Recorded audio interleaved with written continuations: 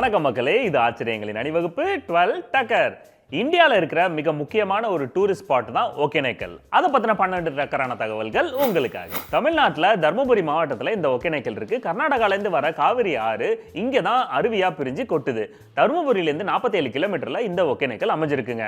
தமிழ் சினிமாக்களில் இந்த கிராமத்து பாடல்கள் அப்படின்னு எடுத்துக்கிட்டாலே ஒகேனக்கலை கண்டிப்பாக காட்டுவாங்க. இந்த ஒகேனக்கலை சங்க இலக்கியத்தில் பார்த்தீங்கன்னா தலைநீர் அருவி அப்படின்னு கூப்பிட்டுருக்காங்க. இந்த அருவியை சுற்றி இருக்கிற பகுதியெல்லாம் தலைநீர் நாடு அப்படின்னு கூப்பிட்டுருந்துருக்காங்க.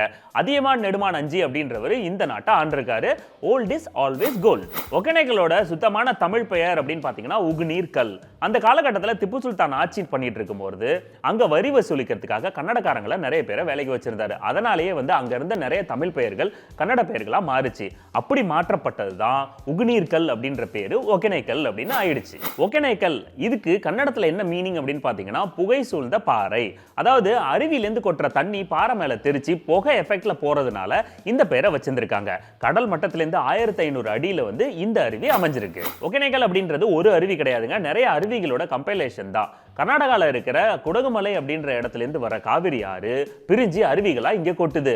ஐந்தருவி, சினிபால்ஸ் அருவி, மெயின் அருவி அப்படின்னு நிறைய அருவிகள் இங்க இருக்கு. ஒகேனக்கலோட அழகை ரசிக்கணும்னா அங்க அருவிகளுக்கு நடுவில் தொங்கு பாலம் கட்டியிருக்காங்க. அதுல போய் பார்க்கலாம். அது மட்டும் இல்ல, இன்னும் த்ரில்லிங்கான எக்ஸ்பீரியன்ஸ் வேணும் அப்படின்னா பரிசல்லையும் கூட கூட்டி போய் சுத்தி காட்டுவாங்க. அந்த ஃபெசிலிட்டிஸும் அங்க இருக்கு.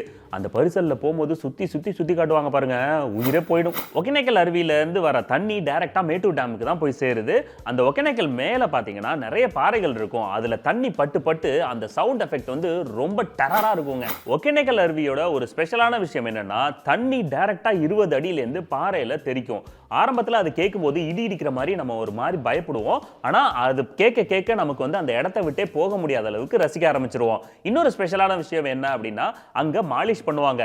எண்ணெயெல்லாம் தடவி நமக்கு மசாஜ் பண்ணி விட்டு குளிப்பாட்டுறதுக்கு நிறைய ஆட்கள் இருக்காங்க. என்ன நம்மளுக்கு மசாஜ் பண்றேன்னு முறுக்கி புளிஞ்சிருவாங்க. இந்த ஒகேனக்கல்ல இன்னொரு முக்கியமான ஸ்பாட் இருக்குங்க. அதுக்கு பேரு மேலகிரி. இந்த இடம் நிறைய பேருக்கு தெரியறது இல்ல. இந்த இடத்துல ட்ரக்கிங் எல்லாம் போவாங்க. ஆனா மழைக்காலங்கள்ல அதுக்கு பெர்மிஷன் கொடுக்க மாட்டாங்க.